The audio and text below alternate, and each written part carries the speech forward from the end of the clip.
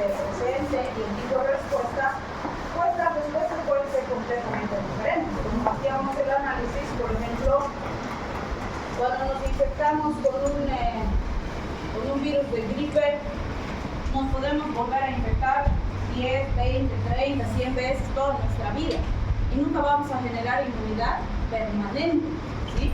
Porque la inmunidad dura un tiempo y después el organismo se olvida que tiene que protegernos, ¿sí?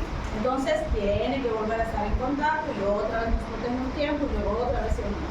En cambio hay enfermedades en las que se genera inmunidad permanente, donde el organismo entra en contacto una vez y después se acuerda toda la vida que nos tiene que proteger, como es el caso, por ejemplo, de lo que conocemos como la varicela, por ejemplo. ¿Sí? Nos enfermamos una vez y no nos volvemos a enfermar.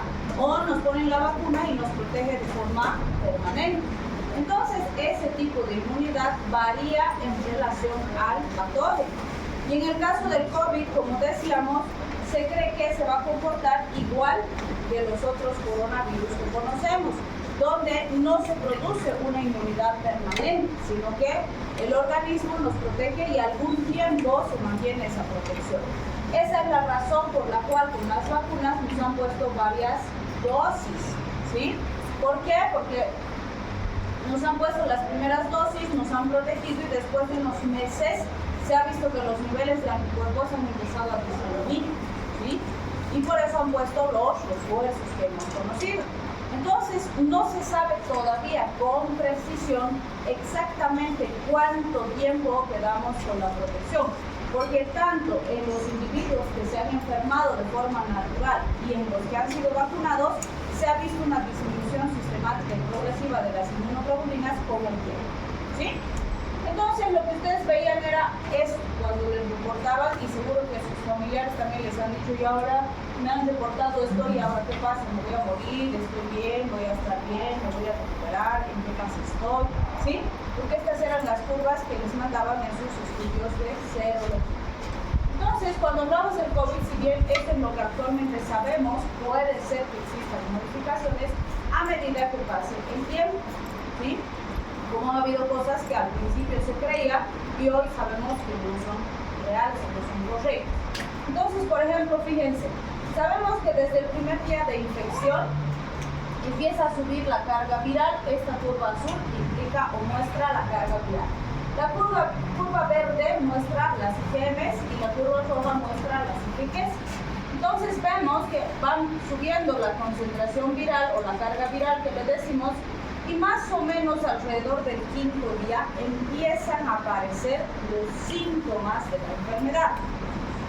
¿Qué significa esto?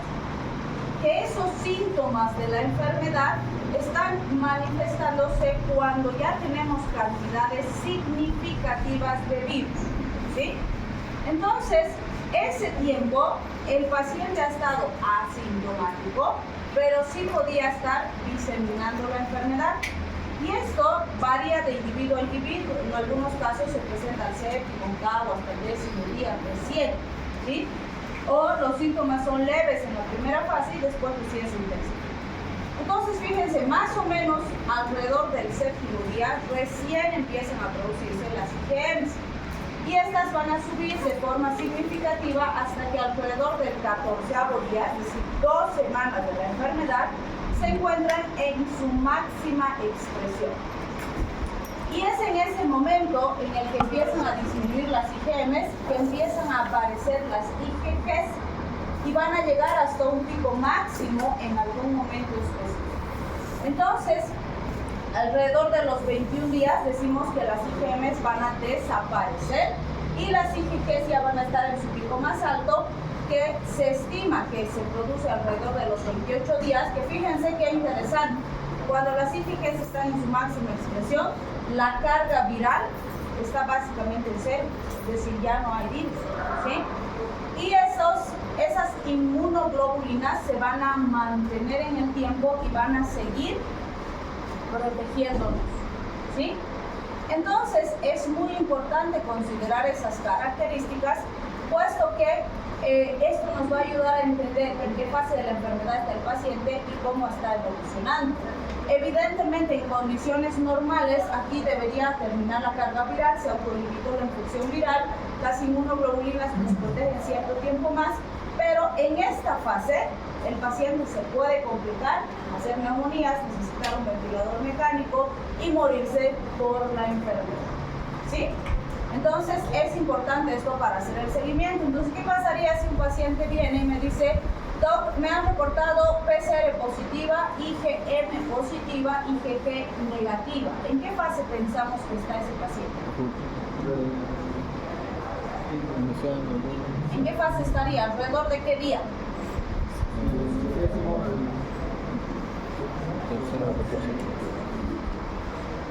¿O por qué razón, por ejemplo, si se acuerdan, en la primera ola que hemos tenido de COVID, había un montón de gente que se hacía pruebas rápidas, porque era lo que más a mano teníamos, se hacía su prueba rápida, le salía negativa y decía: estoy sano, se iba a una fiesta con sus amiguis y a los 3 días empezaba a tener síntomas, le hacían prueba y estaba positivo. Entonces todos los que han estado con esa persona en la fiesta tenían riesgo de estar infectados.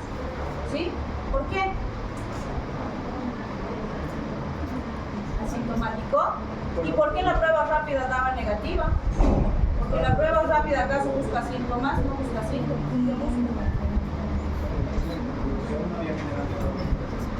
No había inmunoglobulinas, porque fíjense, aquí no hay anticuerpos. ¿Y qué prueba o qué busca la prueba rápida? Anticuerpos. Entonces era un falso negativo. ¿Qué prueba tendrían que haberle hecho a ese paciente? PCR. ¿Por qué? Porque busca material genético del virus. ¿Y aquí habrá material genético del virus? Claro. Por eso es que la PCR, el hisopado faríngeo, más o menos se estima que entre el primer y tercer día ya deben dar positivo, ¿sí? Aún con el paciente asintomático. ¿Se dan cuenta? Ahora, la otra situación que les doy: tenemos una paciente que está asegurada, digamos que en la Caja Nacional de Salud. Le han programado una cirugía y está esperando desde hace 6 meses para su cirugía, ¿sí? Por protocolo ahora les hacen PCR, les hacen pruebas rápidas para COVID antes de la cirugía, 24 horas antes, ¿sí? Entonces le han hecho su prueba rápida, le ha salido positivo. Le dicen: lo siento, no le podemos operar, tiene que esperar a que se negativice y volvemos a programar la cirugía. Y ya está esperando medio año, ¿sí? ¿Es correcto esto o no? ¿Por qué no? Mucho tiempo, pero si es positivo, está con COVID, no lo puede superar, aunque sea mucho tiempo.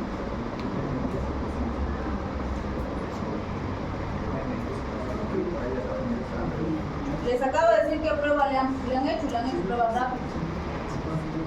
Puede variar en que antes la persona no tenía esa enfermedad, pero después de 3 días se ha manifestado. Pregunta 1. ¿Con una prueba rápida tú dices que esa persona está enferma? No. ¿Se han vacunado ustedes? Sí. Si les hago prueba rápida, ¿cómo debería salir?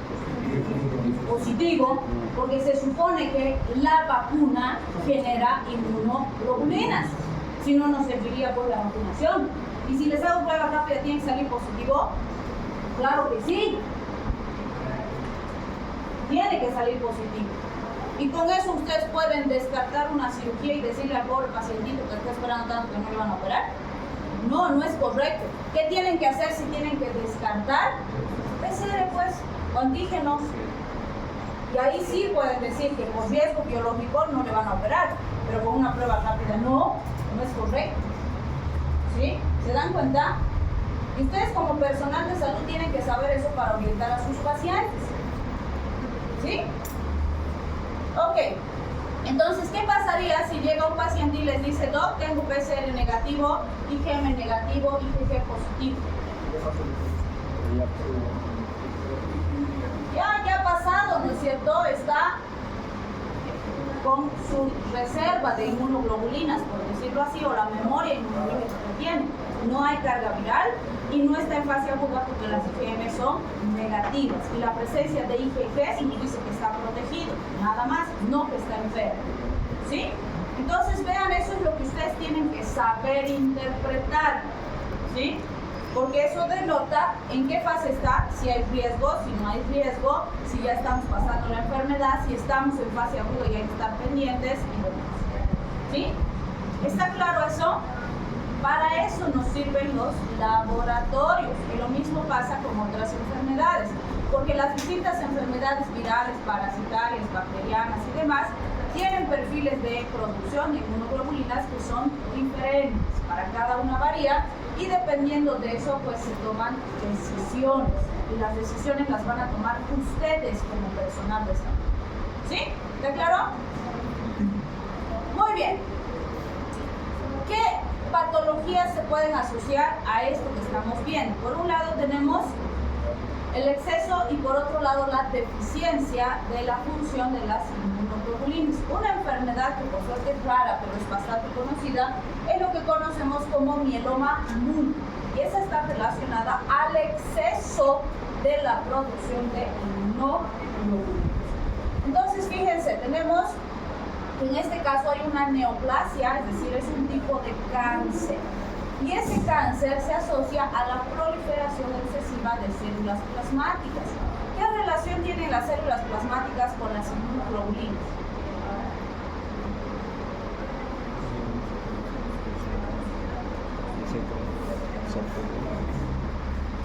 ¿Qué relación tienen? Es el tema que estamos viendo. ¿De qué tienen examen hoy día? ¿Micro? ¿Estamos micro?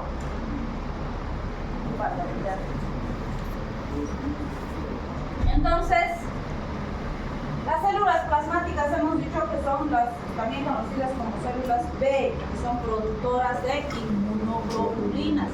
Entonces, si hay exceso de células plasmáticas, va a haber exceso de inmunoglobulinas.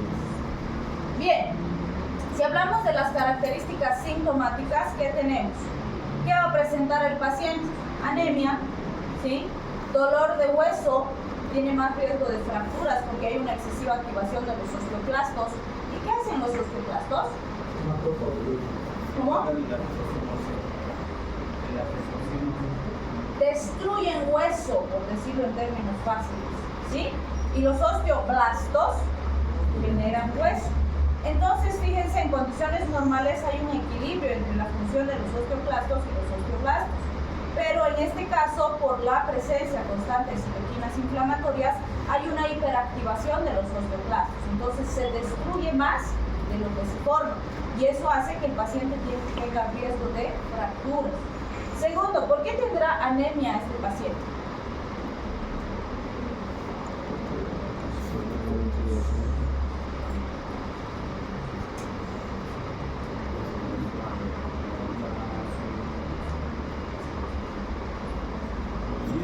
¿El daño al hueso llega a la médula ósea? ¿Cómo?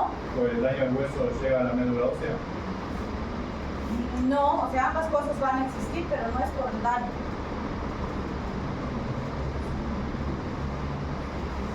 ¿Dónde se sintetizan las células plasmáticas? En la médula ósea. Y si tengo que sintetizar 3 tipos celulares, pero estoy gastando todos mis recursos, mi energía, mis insumos en un tipo de células, descuido las otras células, por decirlo así. Entonces no se forman adecuadamente los eritrocitos porque estoy ocupando la energía y los insumos en formar células plasmáticas, ¿sí? Entonces va a haber deficiencia por desviación del metabolismo a nivel de la médula, ¿sí? También es importante considerar las osteólisis sin regeneración, que decíamos que estaban ligadas a ese desequilibrio entre la actividad de los osteoclastos y los osteoblastos. Puede haber lesión renal. Esa lesión renal está ligada a varios factores. El primero es la presencia de proteínas de Bence-Jones. Las proteínas de Bence-Jones son un tipo anormal de proteínas. O sea, recuerden que las inmunoglobulinas son inmunoglobulinas, bueno, para la redundancia, son proteínas globulares, ¿sí? Entonces, en condiciones normales, las inmunoglobulinas deberían estar así sueltas y se pegan a la superficie de las células o de los patógenos a los que tienen que atacar el sistema inmune. Cuando hablamos de las proteínas de Bence-Jones, se ponen así, en hileras, una sobre otra, por decirlo así. que eso hace que funcionen de forma inadecuada, es decir, no cumplen una buena función inmunitaria, pero además, al estar así como en chorizos largas y que no cumplen ninguna función, se tienen que eliminar. Y como son proteínas grandes o conglomerados de proteínas, sobresaturan la capacidad renal para eliminarlas. Entonces sobrecargan al riñón y el riñón puede colapsar, ¿sí? Aparte de eso, el riñón también está siendo sobrecargado por el exceso de calcio. Como estamos destruyendo masivamente el hueso, hay grandes cantidades de calcio que van a ir hacia el riñón para poderse eliminar y van a saturar al riñón. Entonces es muy común que estos pacientes desarrollen insuficiencia renal. Si ya tienen insuficiencia, se va a exacerbar o va a empeorar. También se ha descrito hiperviscosidad en la sangre, que está asociada a gangrenas, vasculitis, fenómeno de Raynaud y acrocianosis.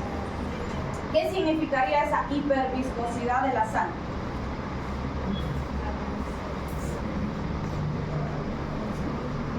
Se hace quizás una mayor cantidad de glóbulos rojos y se hace ¿Será más rojos? No te olvides que tiene anemia. Más hemoglobina. Más hemoglobina. Hay excesiva cantidad de células plasmáticas, o sea, sí hay más células, pero no glóbulos rojos, porque hemos dicho que se está desviando a la producción de células plasmáticas. Pero de hecho, o sea, la presencia de células y elementos formes en la sangre es lo que le da la viscosidad característica, por eso su densidad es mayor a la del agua.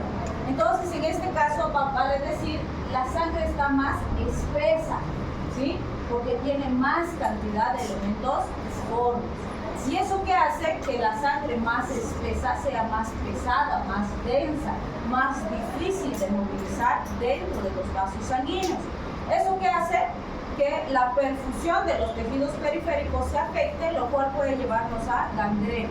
Es decir, que el tejido se va a necrosar, las células se van a morir porque no llega suficiente oxígeno ni nutrientes, porque la sangre está muy espesa y circula muy lento, ¿sí? Las vasculitis están asociadas a lesión, inflamación a nivel de las paredes de los vasos sanguíneos por las mismas características. El fenómeno de Raynaud hace referencia a una hipoperfusión de los tejidos periféricos que se va a manifestar en el paciente como dedos fríos, que se ponen cianóticos y que se pueden necrosar si no se corrige la situación del paciente, ¿sí? Y la acrocianosis va a ser una coloración azulada de la piel justamente por la falta de llegada de oxígeno a los tejidos en general. Bien, ¿cómo detectamos o cómo hacemos el diagnóstico de esta patología? Primero, que se pueden hacer exámenes de sangre y de orina donde vamos a encontrar parámetros alterados. Se puede hacer una punción y una biopsia de la médula ósea, que es el método más importante. Y también podemos, si quieren, reforzar el diagnóstico con los estudios complementarios, donde hacemos radiografías, estudios de biología molecular, electroforesis, donde vamos a ver la concentración de inmunoglobulinas y la presencia de esas proteínas de Benzo. ¿Cuál sería el tratamiento? Como es un cáncer, el tratamiento es atacar al cáncer. Entonces, ¿qué vamos a hacer? Le vamos a hacer cirugía, radioterapia, quimioterapia, y dependiendo de las complicaciones vamos a hacer tratamientos sintomáticos. Si tiene anemia, corregir la anemia. Si tiene fracturas, corrijo las fracturas. Si tiene osteoporosis, corrijo la osteoporosis. Entonces, dependiendo de lo que presente el paciente. El otro extremo es situaciones donde existe déficit o deficiencia significativa de estos elementos. Si tengo, por ejemplo, la A-gamma-globulinemia, hace referencia a una deficiencia extrema de la presencia de inmunoglobulinas en el organismo del paciente. ¿Qué vamos a tener? La gamma-globulinemia ligada al cromosoma X, la gamma-globulinemia con déficit de hormona de crecimiento y la autosómica recesiva. En cualquiera de las situaciones, lo que va a pasar con el paciente es que tiene infecciones a repetición, es decir, le da sinusitis, se sana su sinusitis, aparece con conjuntivitis, tiene neumonías, pasa la neumonía, aparece con bronquitis, pasa la bronquitis, tiene diarrea, pasa la diarrea y otra vez tiene infección respiratoria, aparece infecciones cutáneas. Todo el tiempo tiene una y otra infección con periodos cortos de tiempo entre una y otra, ¿sí? Y cuesta más, doctorita, cuesta más, si quieren, poder solucionar y corregir esas alteraciones en un paciente estándar, por decirlo así. Entonces, no podemos agarrar y tenerlo al paciente encerrado en una cápsula de cristal, ¿no es cierto? Pero sí tenemos que tener mucho cuidado, mantenerlo aislado de entornos infecciosos, por ejemplo. De hecho, a personas enfermas, infectadas, no se va a poder acercar. Es común que estos pacientes sí estén todo el tiempo con el barbijo, como hemos estado nosotros durante toda la pandemia, porque ellos tienen más riesgo de contraer cualquier tipo de infección, ¿sí? Entonces vamos a ver que se puede realizar cuantificación de las inmunoglobulinas en suero. Podemos usar inmunoelectroforesis, inmunoglobulinas cuantitativas, IgGs, por ejemplo, que podemos cuantificar y en general están por debajo de 200 miligramos decilitro. Las IgAs y las IgM suelen estar incontables o indetectables, o hay apenas trazas pequeñas en plasma. Y se puede usar citometría de flujo para medir la cantidad de linfocitos B y su actividad. Sin embargo, son pruebas especiales, son complejas de manejar y obviamente, ¿qué podemos hacer? Podemos darle inmunoglobulinas sintéticas al paciente, pero no podemos hacerlo esto sostenidamente, o sea, no podemos todo el tiempo darle inmunoglobulinas. Primero, porque no hay inmunoglobulinas generales, son inmunoglobulinas específicas para ciertas enfermedades y no son muchas para las que tenemos. Entonces, si no hubiera la enfermedad como tal o el patógeno como tal, no se justifica darle una inmunoglobulina solo porque sí. Segundo, son tratamientos terriblemente costosos y que en general no hay una disposición constante de estas porque son altamente costosos. Entonces, solo se usa cuando realmente se amerita la utilización, ¿sí? Y además las posibilidades del paciente lo permiten. Entonces, en general, lo que se hace son tratamientos sintomáticos. Si tiene alguna infección, hacemos el tratamiento con antibiótico-terapia, con fármacos específicos para la enfermedad y en general tratamos de cuidar al paciente para que no contraiga enfermedades, ¿sí? Pero es bastante complejo porque no van a aparecer sus inmunoglobulinas. Y cuando le damos las inmunoglobulinas, no significa que el paciente está generando inmunidad propia. Solamente estamos atacando de forma directa el problema, pero dejamos de darle y deja de existir la protección, ¿sí? Entonces tampoco es una solución. Bien, con eso entonces habríamos terminado este tema que es sistema inmune y el último que nos queda es cáncer y radicales libres. Recordarles que para el contenido del examen final son estos dos temas en su totalidad, más la aplicación clínica de todo lo que hemos avanzado en el semestre. ¿Qué quiere decir eso? Que todos los otros temas que hemos visto no entran las vías metabólicas como tal, pero sí todo lo que es aplicación clínica, es decir, las enfermedades que hemos relacionado con esas vías metabólicas, ¿sí? Y eso es lo que se les va a subir en plataforma y se les sube también una listita donde hay todas las posibles enfermedades que pueden entrar, ¿sí? Bien, ¿quieren descansar un ratito antes de ver esto?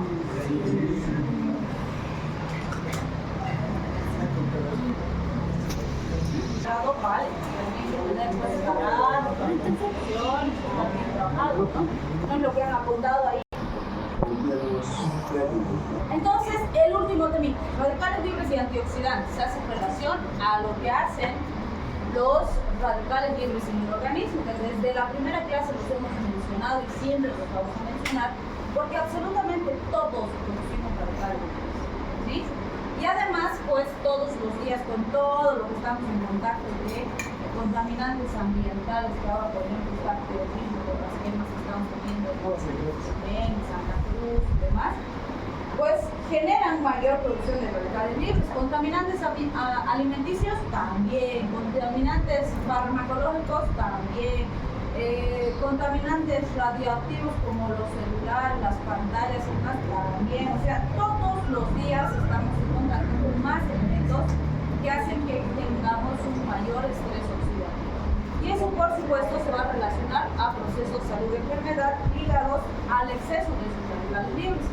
En condiciones normales, como son sustancias que se producen habitualmente en nuestro organismo, pues van a determinar que tengamos sistemas metabólicos que nos ayudan a amortiguar esas lesiones, que nos transforman en sustancias dañinas, que las eliminan de nuestro organismo y no representan mayor problema. Pero si sobrepasamos eso, por decir, tenemos la capacidad de amortiguar 100 radicales libres todos los días, pero si producimos 300, esos 200 de más van a sobrepasar nuestra capacidad de respuesta. Y eso es lo que va a determinar que envejezcamos en primera instancia y en segunda instancia que nos enfermemos, ¿sí? Dependiendo de la cantidad que se produce. Entonces, por ejemplo, fíjense, sabemos que se producen en condiciones normales los radicales libres, pueden producir daño en los ácidos nucleicos, en las proteínas, en los lípidos de membrana y en las lipoproteínas plasmáticas. Y cada uno de esos elementos tendrá un impacto específico. Van a originar cáncer, medicina. Entonces pueden originar cáncer, por ejemplo, como dice Robbins en su libro de patología. ¿Cuál es el requisito fundamental para tener cáncer? Nacer, tener célula, por decirlo así. ¿Y quién no tiene su célula? Absolutamente nadie, pues somos bolas de células. Entonces tenemos miles y millones de células y cada una de esas células, si se enferma, se puede convertir en un cáncer. El cáncer son células enfermas, ¿sí? Entonces todos tenemos el principal factor de riesgo, por lo tanto cualquiera de nosotros puede tener cualquier tipo de cáncer en cualquier momento, ¿sí? Las arteriosclerosis, enfermedades de las arterias coronarias, enfermedades autoinmunes también están ligadas a estos elementos, porque pueden hacer, por ejemplo, si muta una proteína, suficiente que 2 aminoácidos estén alterados, puede ser suficiente para que mi sistema inmune se equivoque, reconozca esa proteína como extraña y empiece a atacar mis propias células, mis propios tejidos, ¿sí? Y ahí originan las enfermedades autoinmunes, porque el sistema inmune se equivoca, se confunde y empieza a destruir mi propio cartílago, mi propio hueso, mi propia piel, mi propio riñón, ¿sí? Bien. Si hablamos de esas características de lesión, fíjense, todos esos procesos bioquímicos que hemos conocido hasta ahora pueden generar radicales libres. Fíjense los más conocidos: superóxidos, moléculas de oxígeno altamente reactivas, oxidrilos, que hemos visto que participan en gran cantidad de reacciones químicas diferentes, perhidroxilos, que también están presentes en varios tipos de reacciones. Entonces, todas estas moléculas pueden producir daño. Pero ¿cuál es el punto? Nuestro organismo, ¿qué hace? Encuentra estas moléculas que son altamente reactivas y las transforma en moléculas menos reactivas. Entonces, ¿qué va a hacer? Va a agarrar sustancias químicas que al reaccionar con estas las conviertan en otras que no son dañinas y que se puedan utilizar en vías metabólicas o que se puedan eliminar del organismo más fácil, ¿sí? Si fracasan en ese proceso, entonces ahí sí nos vamos a enfermar. Por ejemplo, los bioquímicos dicen que nosotros no envejecemos, nos oxidamos. Y es cierto, por eso hablamos de estrés oxidativo, ¿sí? La aparición de las arrugas, de las manchas seniles, de todo el deterioro, si quieren, biológico que se produce por el envejecimiento, están absolutamente ligados a la bioquímica, están ligados a los radicales libres. Y ustedes pueden ver, por ejemplo, cuando hagan esas reuniones que se reúnen las promociones de los colegios, van a ver que hay individuos que son, en teoría, de la misma edad cronológica, biológica, tienen la misma edad, pero unos se ven así viejitos, parecen señores, señoras, y otros parecen igual a lo que veíamos cuando estaban en el colegio, pues. Se ven casi igual o igual, ¿sí? Entonces, siempre les digo, hay que saber envejecer, porque si uno envejece de forma saludable, va a conservar sus características y sus funciones biológicas cercanas a las normales, ¿sí? Y como veíamos con las vitaminas, es fundamental el suplemento vitamínico a medida que vamos envejeciendo. ¿Por qué? Porque esas vitaminas permiten que estos metabolismos se mantengan normales, ¿sí? Si tenemos una dieta sana todos los días, maravilloso, no necesitamos suplementar nada. Pero como no todos los días comemos muy bien, entonces necesitamos suplementar de forma sintética. Por eso les recomendamos que desde los 35, 40 años suplementen vitaminas todos los días, ¿sí? Al margen de la vida. Entonces, van a ver que de eso dependen mucho estas características y el daño celular que se puede producir en relación a la presencia de estos elementos oxidantes. De ahí que decimos que las vitaminas son antioxidantes. ¿Por qué? Porque contrarrestan el daño oxidativo que se produce en las células, ¿sí? Entonces, fíjense, por ejemplo, si hablamos del daño que se produce a nivel del material genético, donde nos interesa más ese daño es en ovarios y testículos. ¿Por qué será?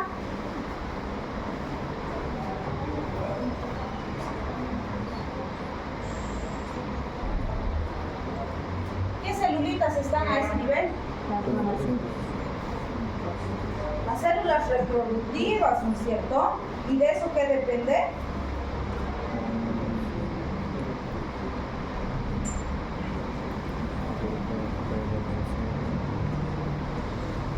El producto, la gestación, ¿sí? Entonces, cuando hablamos del producto de la gestación, ¿qué es lo que vamos a ver? ¿Qué puede pasar si se lesiona un óvulo, por ejemplo? O si un espermatozoide está con alguna falla.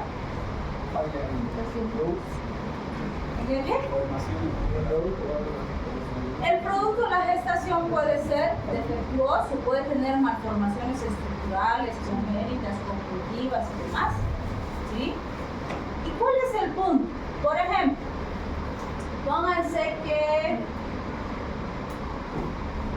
Ya, les voy a preguntar más ratito, vayan pensando. ¿Qué pasaría si a un paciente masculino lo expongo a rayos X? Le saco una placa de rayos X. ¿Y qué pasaría si a una paciente femenina le expongo una placa de rayos X? ¿En cuál sería más peligroso y por qué? Vayan pensando eso. Ahorita les voy a volver a preguntar. Bien, si hay daño en las células somáticas, en general van a aparecer radicales libres y esos pueden producir el crecimiento anárquico de una célula enferma. Pero esto no es en células reproductivas, sino en cualquier tejido, ¿sí? Y si hablamos de la peroxidación de lípidos, hablamos de formación de dialdehídos que van a producir alteraciones del material genético, que pueden producir enfermedades degenerativas en el individuo ya adulto o ya desarrollado. También pueden haber daño a nivel de los aminoácidos, donde se pueden producir proteínas anómalas extrañas, y estas en general son las que se ligan a enfermedades autoinmunes, como ya hemos mencionado. Y las lesiones en las lipoproteínas pueden producir lípidos alterados, deformes, desconocidos, que primero no encajan bien en los receptores a nivel hepático, por lo tanto permanecen circulando en el torrente sanguíneo. Y segundo, pueden ser captados por los macrófagos, pero los macrófagos no logran procesarlos adecuadamente. Entonces estos están muy ligados a la acumulación de grasa en los tejidos. Y eso nos puede producir alteraciones patológicas importantes. Entonces fíjense, aquí nos muestra un ejemplo de cómo se produce ese daño. Por ejemplo, este es el que se puede producir a nivel de exposición a un agente lesivo. Por ejemplo, rayos UV. El paciente se expone al sol todos los días, ¿no? Ese rayo UV va a entrar, va a penetrar, va a producir un cambio en la estructura genética de la célula, y ese cambio puede producir que esa célula se enferme y empiece a lesionarse. Han debido escuchar, por ejemplo, los patólogos, ¿no? Dicen, mucha gente va, toma demasiado sol y después, ¿qué pasa con su pielcita? Se pela, ¿sí? ¿Por qué se pela la pielcita cuando nos quemamos? ¿Cómo? ¿Estás renovando? O sea, todos los días renovamos, pero no todos los días estamos con ese nivel de quemadura. Porque hay recambio celular del epitelio todos los días, ¿no es cierto? Es por eso que sí, tenemos un porcentaje de descamación de piel todos los días, porque se renueva, se reepiteliza. Estas ya están viejitas, pues entonces hay que renovar y se recambia, ¿sí? Pero cuando una persona se quema en exceso en el sol, todas esas células se han sacrificado porque se mantenga la vida de las otras células. O sea, esas células han sido tan lesionadas por el rayo B que van a originar un cáncer. Entonces, ¿qué dice esa célula? Dice, si permanezco viva, voy a originar cáncer. Entonces me suicido. ¿Qué hacen apoptosis? Toda esa piel que se pela y se descama del paciente son células que se han suicidado para que no se genere un cáncer, porque estaban muy lesionadas, ¿sí? Entonces no es absolutamente saludable de ningún punto de vista el quemarse así, de semejante manera, ¿sí? Pero tenemos gente que va a camas solares, que se va a las playas, que está ahí como calamar, ¿no? De un lado para el otro, para broncearse. Entonces se están generando un daño, ¿sí?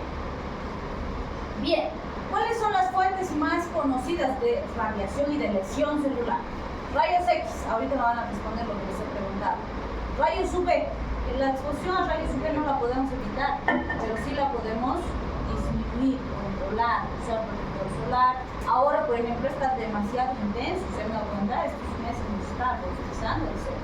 Entonces sí es importante que se protejan, usen protector solar, sombrerito, paraguas, etcétera, porque sí es dañino, ¿sí? Y a veces creemos que cuando está así como que nublado, ahorita parece nublado, pero en realidad es la contaminación que está viniendo de los incendios de Beni y Santa Cruz. Entonces cuando está así es mucho más dañino. No lo sentimos tanto, pero lastima más. Entonces, cuando está más nublado, ya sea que sea nublado de contaminación como ahora, hay que protegerse más, no menos. ¿Sí? Vamos a ver que se forman gran cantidad de radicales oxidrilos que van a romper moléculas de agua y van a destruir células. ¿Sí? También tenemos iones metálicos, fíjense, cobre, cobalto, níquel, hierro, van a producir reacciones donde se producen oxidrilos, hidrogeniones, que pueden producir daño celular. Entonces, ahora sí, respóndanme. ¿En quién sería más importante la exposición a sus rayos X y por qué? ¿O en los dos? Más importante. ¿En las mujeres? ¿Por qué?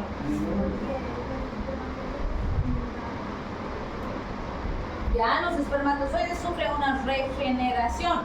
Entonces, si ese paciente masculino se ha expuesto, se ha irradiado, se ha lesionado sus espermatozoides, lo único importante será que en los siguientes 90 días no engendre ninguna criatura. ¿Sí? Y se van a recambiar completamente sus espermatozoides y no hay problema. Pero las mujeres renuevan sus ovulitos, nunca jamás. Con los que nacen, con estos se van a morir. En el proceso de desarrollo, algunos se van a atrofiar y se van a perder. En cada ovulación, cada mes, se va a perder uno, pero no se recambia. ¿Sí? Y no sabemos, cuando se expone a una mujer o a una pacientita femenina a radiación, no sabemos cuál se lesiona. ¿Sí? Y puede ser justo ese que se fecunda en algún momento de su vida. Porque puede ser que la irradiación ha sido en etapa temprana, o de joven, o de adulta. Pero no tenemos la certeza de cuál va a madurar y cuál se va a fecundar en qué momento. Eso no lo podemos saber. Pero ese óvulo no se va a recambiar nunca. ¿Sí? Entonces no quiere decir que es más importante proteger a las damas que a los varones. De ninguna manera, ambos tienen que protegerse. ¿Sí? Pero si ustedes van a un centro de rayos X, les van a decir, ¿estás embarazada? No, hay antes no necesita protección y no les ponen protección. ¿Y acaso no tiene tiroides la paciente o el paciente? ¿Acaso no tiene órganos internos? ¿Y acaso no se lesionan los órganos reproductores con recepción? Entonces es muy importante la protección, las medidas de bioseguridad que no se están aplicando correctamente en nuestro cuerpo. ¿Sí? Bien. También tenemos la lesión asociada a óxido nítrico. Vamos a ver que reaccionan con superóxido, se convierten en peróxido nitrito y se desintegran y forman radicales hidroxilo u oxidrilo, que también son altamente lesivos. Cuando hablamos de los mecanismos de protección, también vamos a ver iones metálicos que se encuentran unidos a proteínas y estos pues pueden determinar cierto grado de protección. Por ejemplo, el hierro es uno de los mejores ejemplos en este caso. El hierro hemos dicho que se absorbe de la dieta, ¿no es cierto? Y si se dan cuenta, cuando entra la celulita, dentro del enterocito o se transforma en ferritina al interaccionar con apoferritina, o se une a ciertas moléculas que le van a permitir llegar hasta el plasma. Hemos hablado de la ferroportina, por ejemplo, que le va a permitir el ingreso. Y una vez que llega al plasma, nadie lo deja solito, sino que viene la transferrina, se une al hierro y lo transporta, por eso se llama transferrina. ¿Y lo transporta dónde? Al hígado o a la médula ósea. En el hígado se va a utilizar para formar ferritina y en la médula ósea se va a usar para sintetizar los glucosen para la hemoglobina. Pero si se dan cuenta, en ningún momento lo están dejando ahí solito al hierro, porque resulta que el hierro libre es terriblemente tóxico, lesivo, genera necrosis en la célula. Entonces el organismo se encarga de movilizar, de asociarse a él, unirlo a otra cosa, utilizarlo, pero jamás lo deja solo, ¿sí? Y van a ver que las intoxicaciones por hierro, por ejemplo, son terriblemente letales, porque si hay exceso de hierro y el organismo no lo puede acompañar en todos sus procesos, no tenemos sistemas de eliminación directa de hierro. Entonces, si se acumula, intoxica y la gente se puede morir, ¿sí? Entonces, todos los sistemas en nuestro organismo están diseñados de tal forma que nos protegen, pero si sobrepasamos los niveles adecuados, nos podemos enfermar y nos podemos morir, ¿sí? Lo mismo pasa con el cobre, por ejemplo, la ceruloplasmina es la que se encarga de protegernos del daño que se puede asociar a este, y otros como la metalotiroleína también. Entonces nuestro organismo es sabio, es maravilloso, pero no es infalible, porque si lo fuera no tendríamos personas enfermas. Entonces sí se pueden sobrepasar sus capacidades y ahí nos vamos a enfermar. En el caso de los superóxidos vamos a ver que estos están a nivel de los peroxisomas. Tenemos las reductasas, catalasas, dismutasas, que son enzimas que nos van a ayudar a amortiguar el daño relacionado a estos elementos. Vamos a ver que son reducidos a ácidos grasos, por ejemplo, por acción de la glutatión peroxidasa, que depende de selenio, tiene que haber concentración adecuada de selenio, pero su exceso también puede ser tóxico, y se reducen por la glutatión reductasa NADPH, que se usa en otras vías metabólicas o se elimina con facilidad en nuestro organismo. Algo importante que vamos a recordar es que los mismos mecanismos de protección en algún momento se pueden convertir en mecanismos de riesgo. ¿Por qué? Por ejemplo, el ascorbato. ¿Qué es el ascorbato? Vitamina C. El ácido úrico, que es un producto normal del desecho de nuestro organismo. Los polifenoles, que también se producen en otras vías metabólicas, pueden reaccionar con los radicales libres y convertirlos en moléculas menos lesivas. Pero también vamos a ver que al convertirlos en moléculas relativamente estables, estas pueden permanecer más tiempo en nuestro organismo. Y también pueden convertirlos en moléculas que se usen en otras vías metabólicas o se eliminen con más facilidad. Ese equilibrio va a depender de otras vías, como las vías de la ubiquinona, los carotenos, los antioxidantes, la movilización de lipoproteínas a nivel de membrana, la movilización a través de las membranas, etc. Entonces, esto que lo tienen en su libro nos dice, fíjense, aquí tenemos ejemplos antioxidantes y aquí tenemos ejemplos prooxidantes. Y fíjense quiénes están, ascorbato y ascorbato. O sea, la misma vitamina C, que en condiciones normales hemos dicho que es antioxidante, se puede convertir en prooxidante. ¿De qué depende? De la cantidad y con quién reacciona, ¿sí? Entonces, por ejemplo, acá fíjense, va a reaccionar con oxígeno reactivo, que hemos dicho que es un radical libre. Al reaccionar con ese, primero forma peróxido de hidrógeno con mono de hidroascorbato, y la catalasa y las peroxidasas van a catalizar que ese peróxido de hidrógeno se convierta en agua y oxígeno. Oxígeno no reactivo porque no tiene carga eléctrica, y agua, ambas moléculas que fácilmente se pueden procesar en el organismo, ¿sí? Entonces ahí he convertido sustancia reactiva, peligrosa, dañina, en sustancias no dañinas. Lo mismo aquí, el mismo ascorbato con el oxidril. Al reaccionar va a formar agua y mono de hidroascorbato, dos moléculas poco lesivas. Acá, en cambio, cuando el ascorbato se encuentra en grandes cantidades y reacciona con oxígeno, que no es lesivo, lo puede convertir en oxígeno reactivo, que es un radical libre, con mono de hidroascorbato. Lo mismo aquí, si reacciona con el cobre, se va a convertir en cobre y mono de hidroascorbato. Ese cobre además va a formar peróxido de hidrógeno, que finalmente va a formar cobre con carga de 2 y oxidrilos, que son altamente reactivos. Entonces, otra vez aquí, la misma molécula, si interacciona con estas otras, se puede convertir en una molécula altamente dañina. Por eso cuando veíamos las vitaminas decíamos, no debe haber deficiencia, pero tampoco debe haber exceso, porque el exceso también es peligroso, ¿sí? Entonces, es muy importante recordar eso. Por lo tanto, decimos, lo mismo ocurre con los betacarotenos. ¿Qué eran los betacarotenos?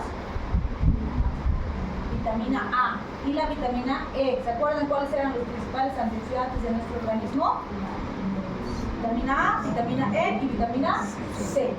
Fíjense, los tres principales antioxidantes pueden ser prooxidantes si están en cantidades inapropiadas y si interaccionan con moléculas inapropiadas, ¿sí?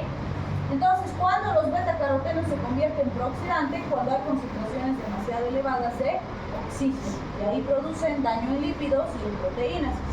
Y la vitamina E, vamos a ver que convierte a los radicales en radicales más estables, pero el problema es que son más estables, pero permanecen periodos más largos de tiempo en el organismo. Y si eso ocurre en ese tiempo más largo, pueden penetrar más y producir otras lesiones. Por eso es importante que se pueda manejar con facilidad, ¿sí? Bien, con eso entonces habríamos completado nuestro contenido temático.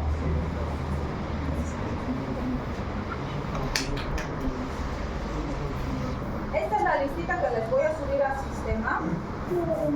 Esos son todos los temas que pueden estar presentes. Obviamente, dislipidemias no, porque antes avanzábamos para el final, pero ahora ya no avanzamos, así que ese no. Dislipidemias no. Después el resto está relacionado a todo lo que hemos visto, ¿cierto? Entonces, cualquier caso relacionado a eso puede aparecer en sus expedientes de clase. ¿Dudas, preguntas? Ya hasta el miércoles pueden presentar sus